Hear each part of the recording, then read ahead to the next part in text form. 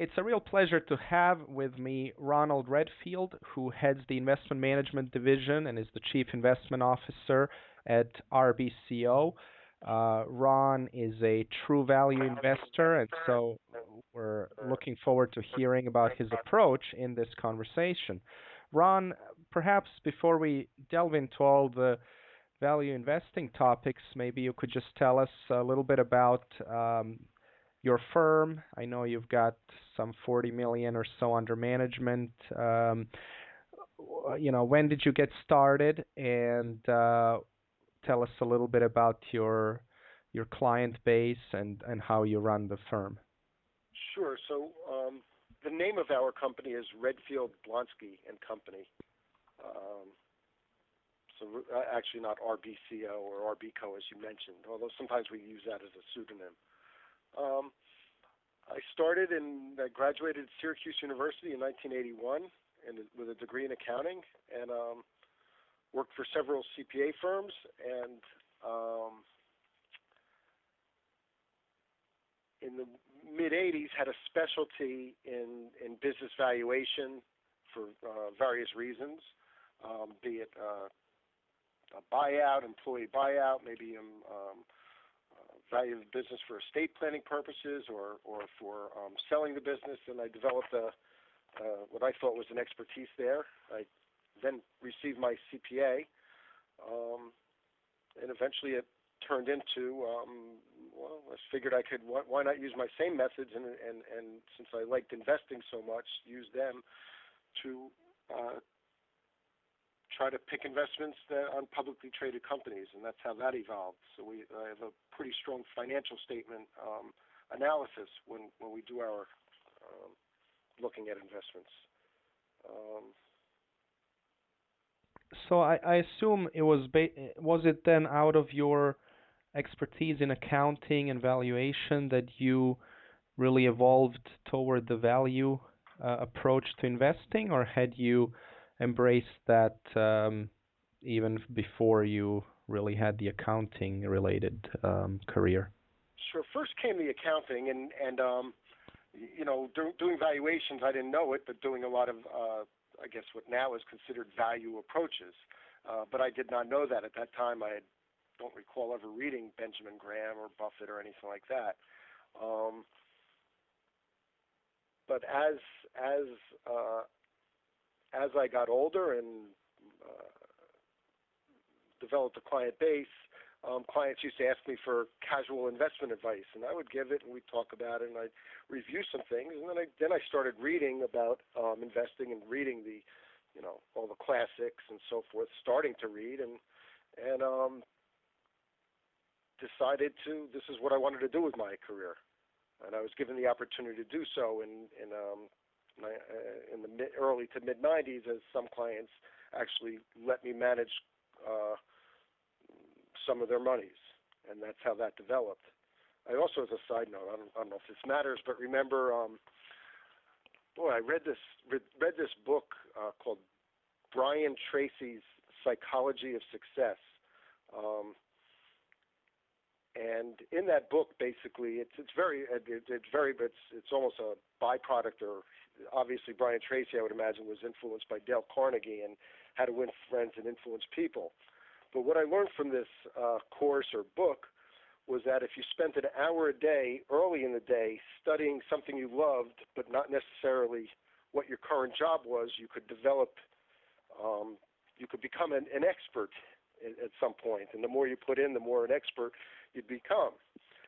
So I used that method, and all of a sudden I really enjoyed investing. And since I had to spend an hour a day researching something, I just started researching investing and researching Benjamin Graham and so forth.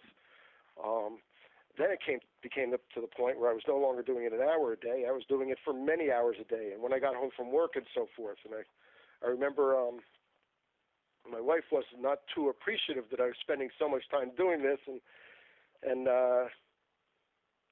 working very hard as well as on my job. And I said, you know what, I think it's worthwhile. I think it's going to pay off. And now we're 21 years later, let's say, and I'm very happy with what I do and how this all developed. And I definitely think it started with the Brian Tracy, and then just continually to study. So to answer your question, I didn't intend to be a value investor, but as I was reading about it, it just made total sense to me. And really, no other investing really makes sense to me other than investing per se. But that's such a vague term, and is it really value investing that people are doing or not? And that's how that evolved. Interesting. Well, you mentioned Brian Tracy and Dale Carnegie. Obviously, I think a lot of people have been really helped by those kinds of lessons and books, especially when it comes to building your own investment firm. I think there are a lot of ups and downs and struggles, and how do you attract the right sort of clients.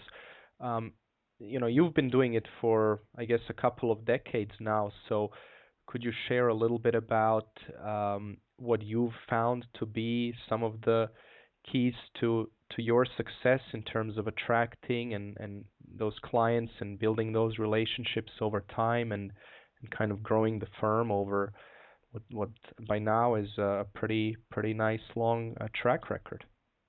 Right, and actually I started officially in 1997, January of 97 or December of 97 is when we have our first official year where we track ourselves. And on the other hand, we only have $40 million of management, so our focus, even though our performance has been fairly good, our what do I say?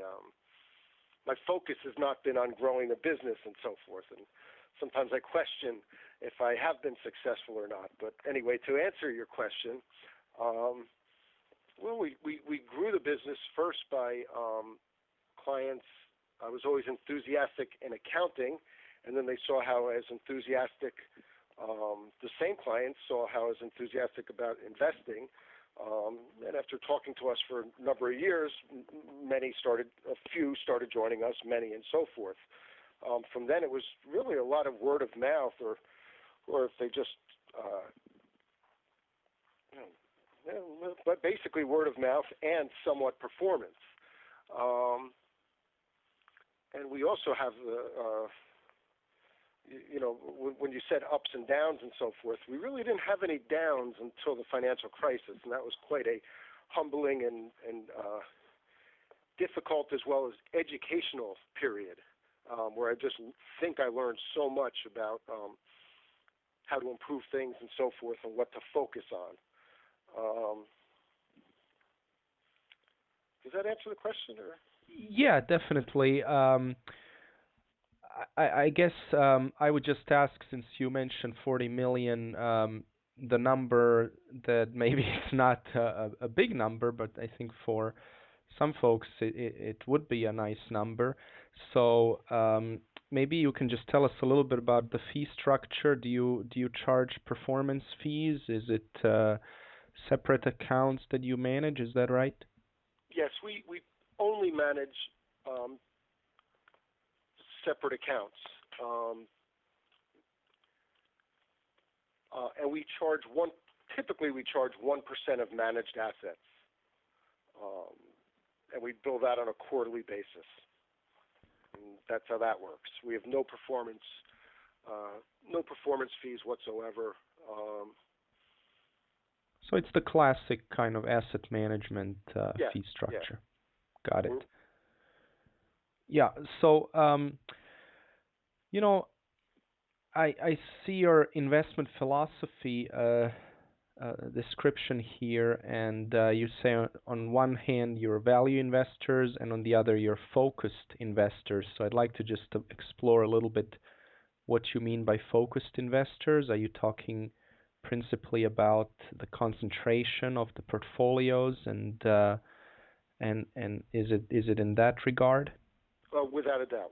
That's perhaps I'm using the wrong term when I use focus. Although I remember the book Focus Investing, but yes, it's certainly concentration of positions, or that's what we try to do: concentrated positions, if we feel the time is right, and so forth. Sometimes Sometimes we might have 25, 30 positions. Sometimes we might have 15 positions. Right now, we've been reducing our positions, and I guess this happens just over time as we see, maybe one of our core investments where we want to own more of it, and so maybe some other investment either hasn't lived up to what I'm hoping for, or has achieved perhaps a target, or we see investment A where we want it, we just want to own investment A, so we have to then sell investment B to get that bigger position. Right now we have 3 positions that probably make up somewhere between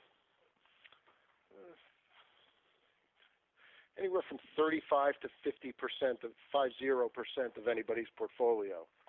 All portfolios are somewhat different, and it all depends on just how I think a specific portfolio should be allocated, especially if one has a less conservative profile. I feel more comfortable putting in greater position sizes on those. And I see here you have a nice chart that shows your top 5 holdings by year.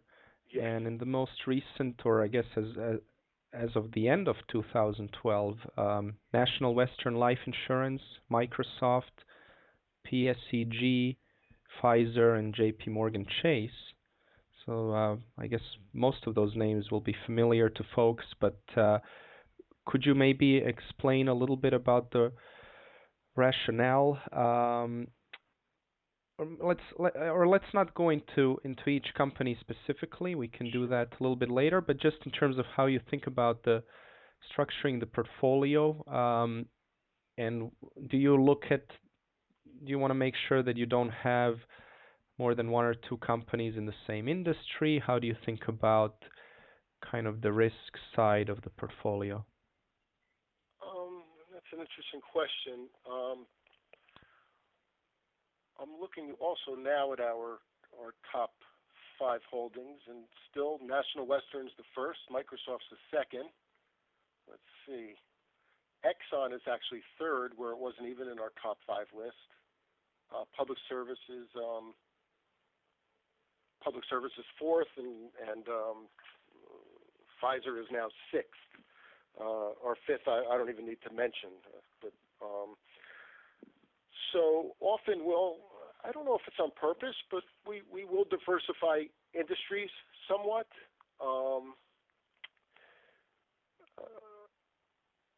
I'm trying to think I don't know if there's a pure. I don't think I'm doing that for any defensive reasons or so forth. Maybe it's just the way it just turns out, is where our research is. If you look at our holdings from years ago, we weren't always as mega cap as we are now, or big cap as we are now, other than National Western Life, which is under $1 billion company, and at one point last year was probably a $300 million company. But right now, in some of the mega cap holdings, we're just seeing what I think are really attractive valuations, and as well as attractive, and then there's liquidity, typically attractive balance sheets, and then we just trying to stay safe, and we're able to do so with the big cap names when that's in investing isn't always the case. Normally, my observation has been you typically have had to pay for big cap, and I guess that changed over the last decade as the Walmarts and the Microsofts have stayed at, Walmart until recently has stayed at essentially the same prices they've been at for the last decade. And then we have National Western Life, which is a different, totally different animal. And we have a high concentration there primarily because we're looking for we found a conservatively run company, one with great longevity, conservative business practices, and so forth, and a price to book value that was just very low. And then when you compare their price to book value to others in the industry, I feel it's even lower, because they have mostly they have a 7-year, let's call it a 7-year AA portfolio, a bond portfolio, and whereas most insurance companies report that portfolio at fair value, available for sale, they basically record it at amortized cost. So you even have a greater discount to book value than what appears when you're comparing it to, let's say, a MetLife or any other life insurance company. And I'd be curious how you gained comfort with it. You know, insurance companies often are a little bit of a black box. It's hard for an outsider to know if their reserving is conservative, and also how the folks there are compensated for writing new policies and things like that can really have a big impact on long-term value. So maybe you could tell us a little bit about what got you to the level of comfort that you made it your biggest holding, and based on what you said about the concentration, I assume it's around 20% or something on that. Right. It was at 20. We brought it down to probably 15 or 13% over the last 3 months or so, 4 months, 5 months. I'd have to look at our order flow, but and the reason we did it is because we were accumulating heavy in the 120s, low 130s, and then finally when it went to 160, 170, 180, we wanted to take off some of the excess. But nevertheless, it still remained, even after trimming it as much as we're going to trim it, basically, until more information comes out, if anything changes. It's pretty much at our desired position right now. And then reserving is very interesting, because I speak to so many investors, and everybody says basically the same thing, and it's certainly a true statement. Yet so many professional advisors own Berkshire, and you have no difference in Berkshire. You know, a lot of Berkshire is based on the reserving and so forth, and somewhat of a black box that we don't know about. You know, we know about their public companies, but we don't know about Geico, and we don't know about Dairy Queen and so forth, all their smaller companies and so forth. So a lot of it is black box and faith and so forth. Well, so the same thing goes with National Western Life. And not to say anything, nothing is without risk that I see. I'm not familiar with anything without risk, but we try to identify the risks.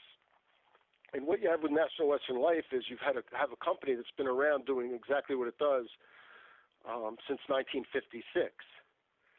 So I've read all the reports, annual reports from 1970 onwards, and very interesting enough, I forget how, there were only so many reports we can get online, and then I went to the library and so forth, or Edgar, and got a bunch of other reports, but there was a huge gap missing, and we contacted the company, and they eventually put on all the reports. I don't remember if it's somewhere from the early 1970s onward. They put on all their annual reports onto their website, which was pretty neat to see.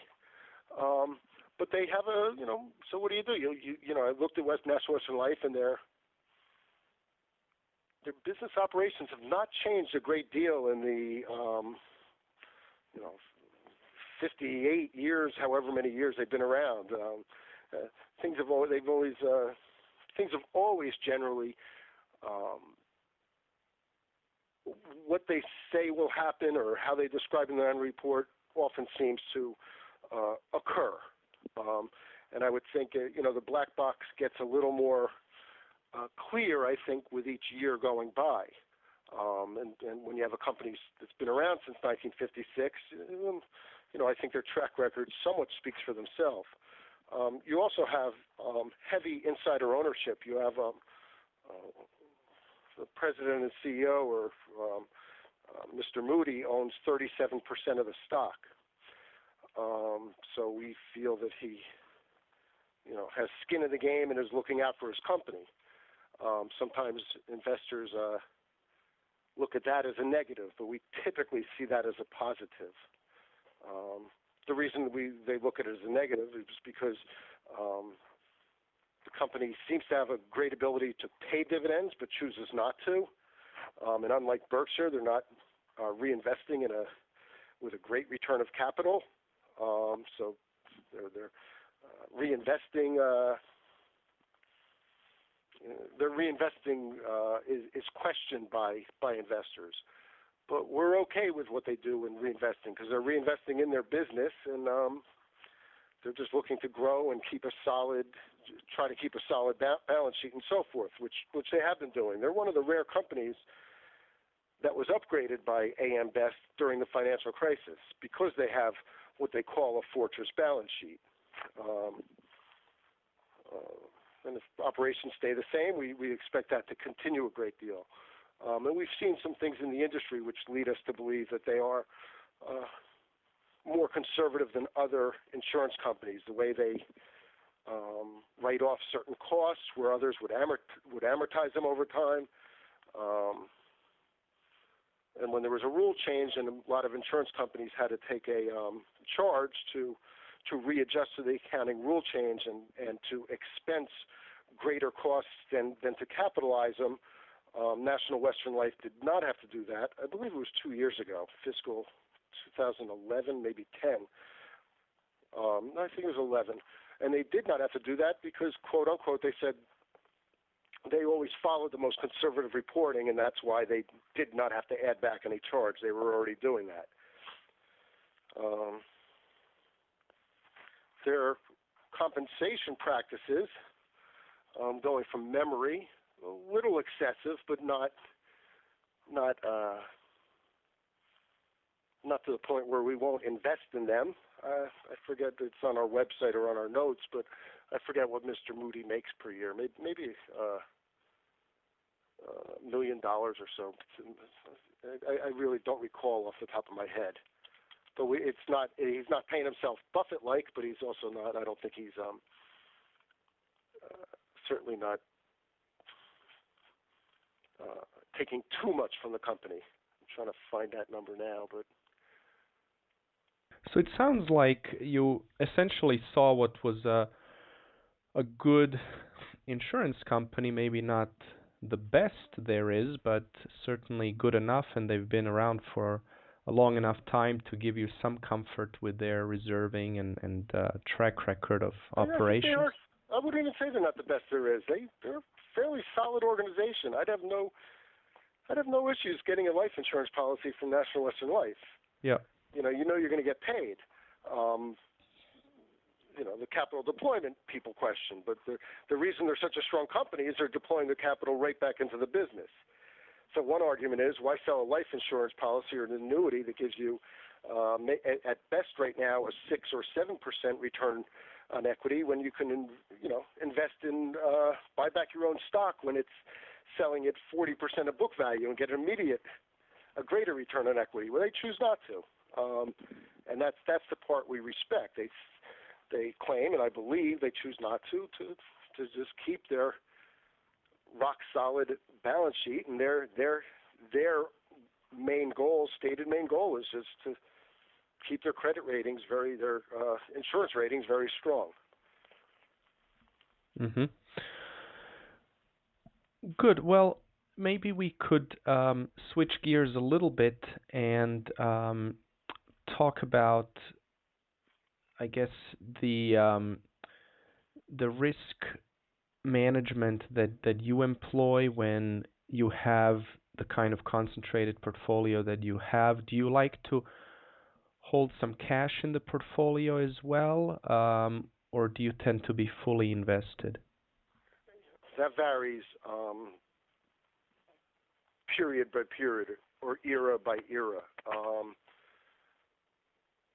Right now, we are and probably have been for the last year or so, maybe even longer, fairly fully invested. I would love to have powder, dry powder for making more investments. But up until recently, and even now, I mean, we were buying things today, and even yesterday. So yeah, I think it's always that's one of the dilemmas I have, is that we do not have high cash positions right now at all, really next to none. So there's no dry powder. But on the other hand, if I like the investments we have, and if I may it's a no-brainer for me if if an account opens today or somebody sends in money today, there's things I'm buying for sure. Not as much as I was buying 6 months ago, and then not as much as a year ago, but we're still sitting on very little cash, and don't anticipate that to change so quickly. And over the short term, that could work against us, especially if there was a stock market correction. We would feel it more than normal. That's interesting. So you're still seeing bargains, and I guess you've been. Is it fair to say that you've tended to be fairly fully invested over the years when you've been able to find ideas? I mean, it sounds like you're not really dogmatic about having some kind of a cash position. I have no objection to cash. It was a lot easier to hold cash or temporary investments, temporary fixed income investments when interest rates, let's say you can get in the days when you could get 5% on a 5-year CD or something, and there was more alternatives. So now we lose that alternative. So when we didn't hold cash in the past, we felt, even though it could backfire, we felt that our fixed income positions and so forth were low enough duration, high enough quality, that we could always trade out of them and turn them into quick cash, even though they were not quick cash. You can't compare cash to anything other than cash, I guess. Certainly can't compare a 3-year or 4-year treasury with cash, but we did always keep the money working for us. Now I don't keep the money working. I really don't keep a lot of cash around. One, because until recently, what I thought were great valuations, now they're okay. And two, you're just not getting paid to hold the cash anymore. It's a very difficult phenomena with short-term interest rates near zero. It's very difficult, especially for one who is at the end of their career, so they're no longer making money. But yet, how do they invest? What if there is an issue? What if there is a black swan event? But to answer your question, just not holding cash right now. And we have held it. So I'd say that we're at the lowest cash position we've ever been. And even though we weren't holding cash, let's say 5, 6, 7 years ago, we were holding what we thought was easily liquid, and always proved to be liquidity that did pay us to hold it. You're following what I'm saying, right? Or am I Yeah, absolutely.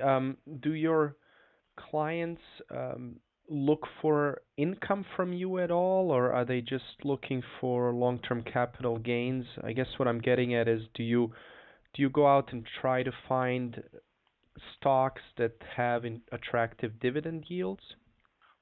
Do we go out and try to find them? Well, right now, and especially in lieu of not being able to hold cash, we are definitely focused on doing our best to create a dividend, to create a yield. But of course, we have one company that's a very small position we don't know so well, very high dividend yield, but it's a very risky position. So the dividend yield is not necessarily sustainable. But on the other hand, we do have a great focus on dividend. I'd have to look at our average dividend yield right now on our holdings of our portfolio. I'll get that up while I speak with you. I'm sorry, let me just...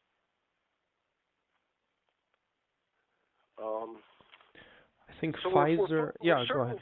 we're certainly focusing on dividends, but we're focusing on well, we look at it all together because we're looking at it, unlike that risky situation with a high dividend, which could terminate or seriously decrease.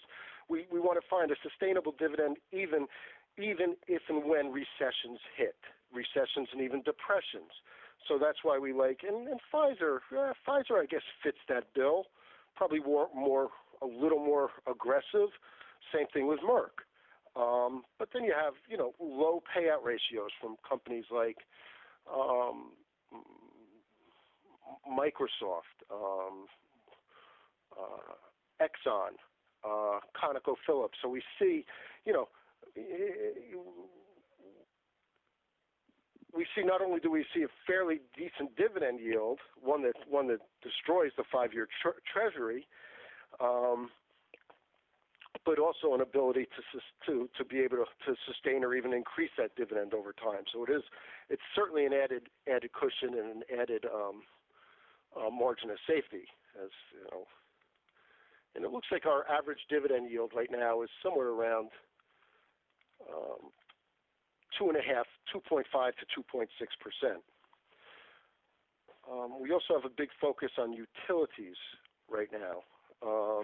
Well, not right now. It's been that way probably for close to a year or so. Big part of our portfolio. So we probably have a good 25% of each portfolio in various utilities, which would include public services. You see one of our top 5 holdings. And what is it about utilities that attracts you? Okay, well, utilities are it's very often regulated. Although most of the utilities now are let's say 50% regulated, 50% unregulated. At this point, we all need electricity and so forth. So the utilities are, I feel they're a more defensive position. Certainly not an alternative to cash, but as close as we could come to the old time when we the old days when we owned let's say 3 to 6 year treasuries or such, AA, AAA bonds as a cash alternative. Always knowing it's not a cash alternative because things could mess that up. And we're doing the same thing with utilities. I think the utilities are somewhat misunderstood right now because the price earnings ratios are a little bit higher than normal, but we're not seeing them out of the park higher than normal. But what I do think will happen is that utilities price to their customers, you and I, and businesses and so forth, based on the price of natural gas. Well, natural gas has, over the last 6 to 10 years, I'd have to look at our site also at a graph natural gas prices basically crashed. Over the last year, natural gas has slowly has increased over 120%, I believe, and that's not yet reflected in the pricing structure of the utilities. And I think once that is reflected, that you'll see earnings of utilities go up, and they don't have to go up a lot to bring their PE down 1 or 2 points, and then all of a sudden you have a PE of 11 instead of a PE of 13 or 14. And I think more of their normalized earnings will be a higher return. But even in utilities, we're trying to focus on the financially stronger of all the utilities, ones that can, once again, weather bad things happening. And a lot of bad things have happened in utilities as production has gone down because of the crisis and the recession, because of foreclosures and so forth. And I think as the economy continues, that will change somewhat, and it might be a slow process, but I think you'll start seeing quarterly and annual profits to start going up again to more normalized levels. And since we're speaking about industries a little bit, are there industries that you try to avoid, either because you feel like they're outside of the circle of competence or because you just don't like their economics? I don't mind difficult. So where a lot of value investors put in the too hard pile, I'll try to go at it. Often I find my skill as a CPA benefits there. Are there certain industries that I'm not real comfortable with, just because of my circle of competence, and I'll tend to shy away from them. Probably retail is the biggest. Retail is the biggest example, and hence our only real retailer in our portfolio is Walmart that I could think of. When there's a lot of always have been good ideas in the retail sector, it's just not what I feel comfortable with. Same thing with restaurants. For some reason, I just can't seem to invest in a restaurant. I just don't feel comfortable with it. I go to restaurants, I just can't invest in them. Other than that, each client that hires us, I let them know that we do our best to be socially responsible in investing. But I also make them let them know that social responsibility is very subjective, because I would be totally fine and actually search out to own a beer company, which we do not own. Some people find alcohol to be terribly irresponsible. I don't, as an investment. So it's very how convenient. I can own a beer company, but on the other hand, there's no way I would ever own a tobacco company. It's just not within my framework. But many people would find that to be odd or incorrect. But that I make it clear to clients or potential clients, this is something you're getting. You have to understand, and you might, we could see a tobacco company that would have a no-brainer 100% gain, and I'd probably wouldn't even touch it. I used to go with the theory, if I can't show the kids the annual report, I don't want to buy the company, if I felt uncomfortable with it. Although one of our early most profitable investments was Philip Morris, but that's when they were still, if I remember correctly, a beer company as well as a food company with Kraft and Nabisco. Mm-hmm. But I sorted it out in my own mind, saying, "Oh, it's only 50% tobacco." But then, once they split up, we dumped it and never looked back. Yeah. Well, I think that's certainly admirable, and also I like the fact that you don't kind of use some rigid definition that somebody came up with, but just kind of decide for yourself what you're comfortable with and what you're not. Well, if I may interrupt, one of the most I looked at Walmart. I'd have to look at my notes. Many years ago, probably 5-6 years ago. I don't know. Time really flies, but and I wanted to buy the company, but I was very concerned about their accusations of social irresponsibility.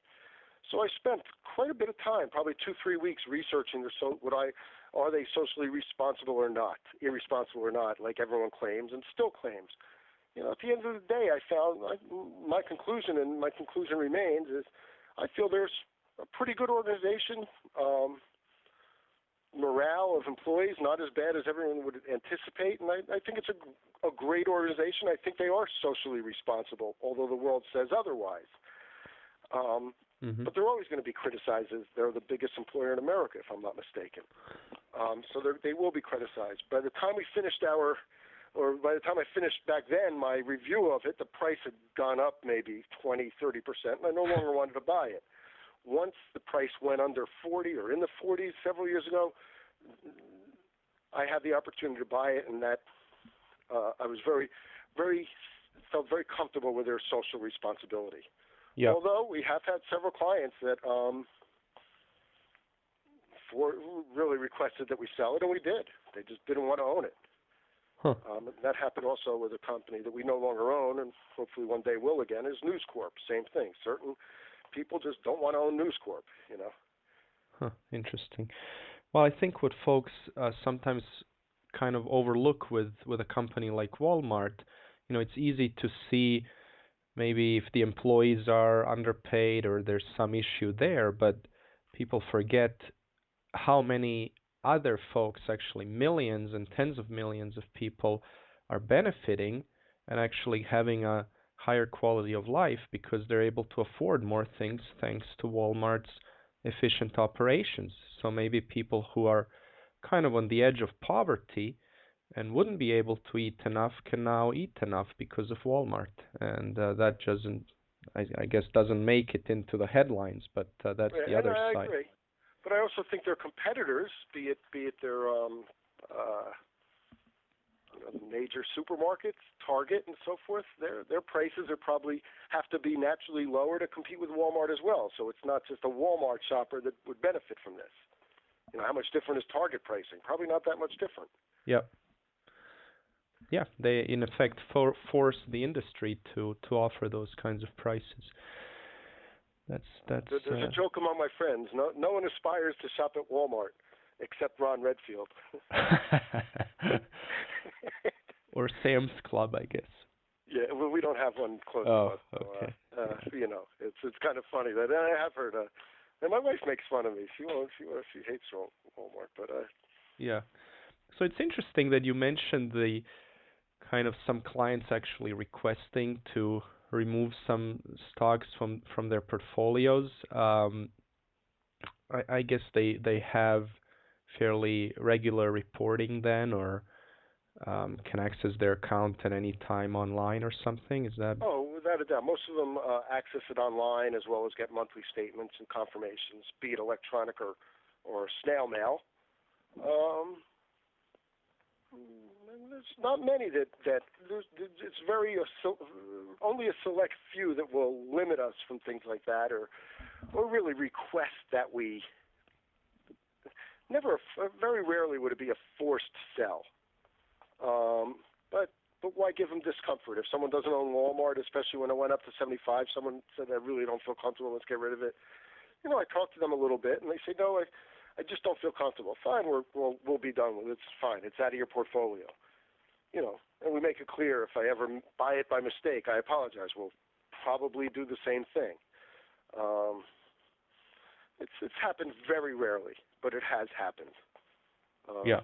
And it's happened with It even happened. Well, I don't want to. It's happened primarily with Walmart and News Corp, and I guess those are politically active people that have strong feelings and so forth. But and just like even with News Corp, they certain will get concerned with their politics and so forth, and maybe Fox News. I'm like, well, it's.